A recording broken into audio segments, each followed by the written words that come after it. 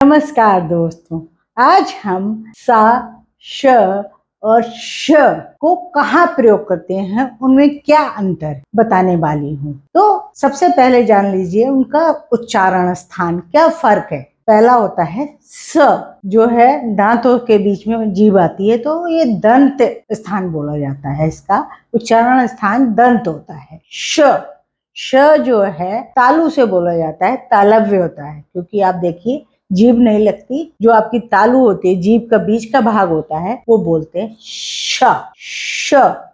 जो मूर्धा से बोला जाता है, जीभ के पीछे का भाग है और ऊपर की तरफ मिलाकर आवाज निकाली जाती है श। हम श को अलग अलग शब्दों के द्वारा, उच्चारण के द्वारा समझते हैं। सबसे पहले स, इसका उच्चारण बहुत ही साधारण, बहुत आसान होता है, क्योंकि दंत से बोला जाता है, कहीं जोर नहीं लगाना पड़ता। अब इससे बनने वाले शब्द या प्रयोग वाले शब्द कौन से होते हैं? समारोह, समय, संस्कार, संयुक्त, संवाद, सत्य, समर्थ, सफल, सभा, समाधान, समीप, सम्मान, सरल, सर्प, संक्रमण।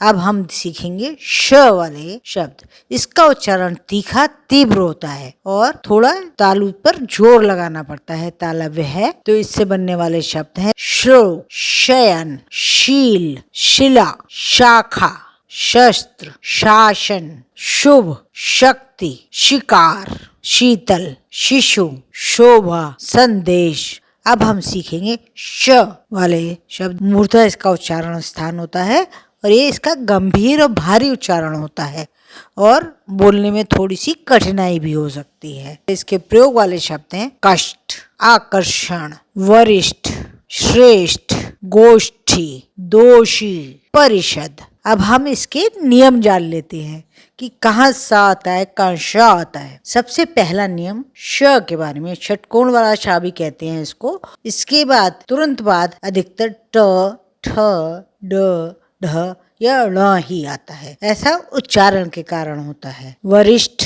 गोष्ठी, समष्टि, क्लिष्ट, तो इनमें देखिए आप ट ठ आया हुआ है। और अगर स और श तीनों श में से एक साथ आते हैं तो पहले स या श आता है और बाद में श आएगा।